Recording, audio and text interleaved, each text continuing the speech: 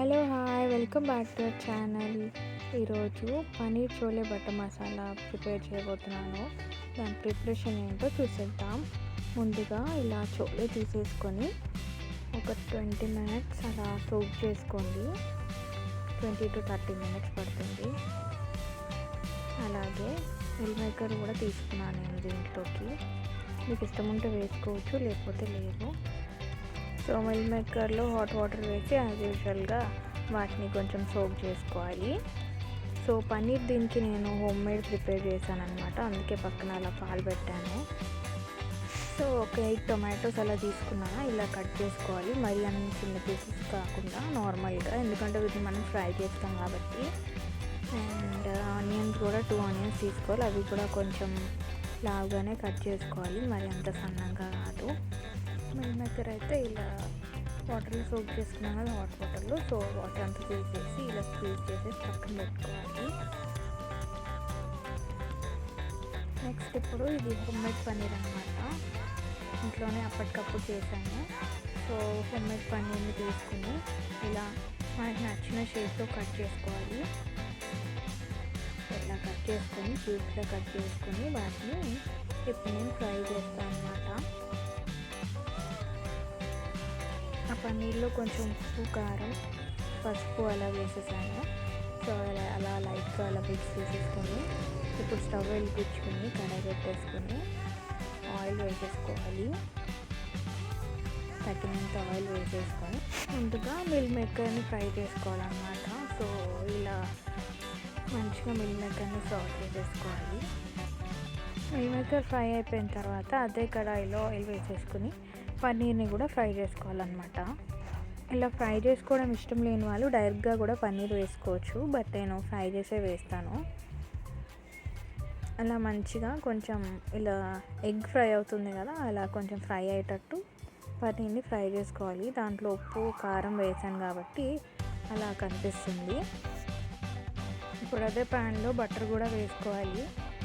Butter వేసేసుకుని మనం ఇందాక కట్ చేసి పెట్టుకున్నాం కదా లావుగా ఆనియన్స్ వేసుకోవాలి.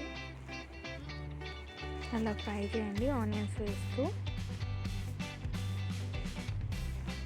అండ్ చోలే అయితే నానిపోయింది, చాలాసేపు అయింది నానబెట్టేసి. సో వాటిని సెపరేట్గా కుక్కర్లో వేసేసుకొని ఉడికించేసుకోండి. చోలేని ఒక 2 విజిల్స్ వచ్చే వరకు ఉడికించుకోవాలి. అంతలోపు ఈ ఆనియన్స్ అనేవి మనకి ఫ్రై అయిపోతాయి.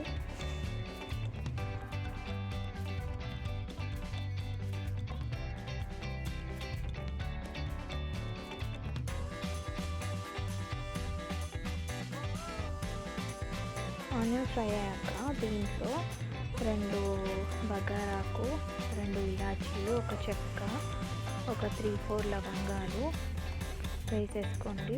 దీంట్లోనూ టమాటాస్ కూడా వేసేసుకొని ఫ్రై చేసుకోండి. పచ్చివాసన అంతా పోయేదాకా మనం ఫ్రై చేసుకోవాలి.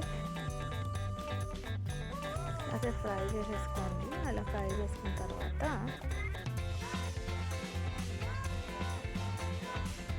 మూత పెట్టేసుకొని ఒక 20 మినిట్స్ అలా మగ్గనివ్వండి. 20 మినిట్స్ తర్వాత ఓపెన్ చేసి చూడండి, కొంచెం మగ్గినట్టుంది. సో దీంట్లో కొన్ని కాజు కూడా వేసేసుకోండి. సో గ్రేవీ థిక్గా వస్తుంది. అలాగే అల్లం వెల్లిపాయ ఒక స్పూన్ వేసుకోండి, కలపండి మంచిగా. మళ్ళీ మూత పెట్టేసుకొని ఒక 10 మినిట్స్ అలా ఉంచుకోండి. అలా బాగా ఉడికిపోయిన తర్వాత చల్లారిన తర్వాత మిక్సీ పట్టి పెట్టుకోవాలి. ఇప్పుడు ఈ కడాయిలో బటర్ వేసుకోవాలి. బటర్ వేసుకున్న తర్వాత ఒక 10 పచ్చిమిర్చి అలా వేసుకోండి. పచ్చిమిర్చి అలా ఫ్రై అవుతున్నప్పుడు దీంట్లో కొద్దిగా పసుపు, కొంచెం కారం, అలాగే ధనియాల పొడి కూడా వేసేసుకోండి. వేసుకున్న తర్వాత అలా కలుపుకోండి. ఇందాక టొమాటోస్ని ప్యూరీ చేసుకున్నాం కదా, టొమాటో ఆనియన్స్ది, ఆ పేస్ట్ దీంట్లో వేసేసుకోవాలన్నమాట. సో ఆ పేస్ట్ని ఇప్పుడు నేను దీంట్లో వేసేస్తున్నాను. అల్లం వెల్లిపాయ అంతా మనం మిక్సీ పట్టేటప్పుడే ఉడికేటప్పుడే వేసుకున్నాము. సో మళ్ళీ ఇప్పుడేం వేయాల్సిన అవసరం లేదు. ఈ బటర్లో వేసాం కాబట్టి కొంచెం ఫ్రై చేసినట్టు చేసుకోండి. అలాగే ఇందాక మనం కుక్కర్లో ఈ శనగలను ఉడకబెట్టుకున్నాం కదా,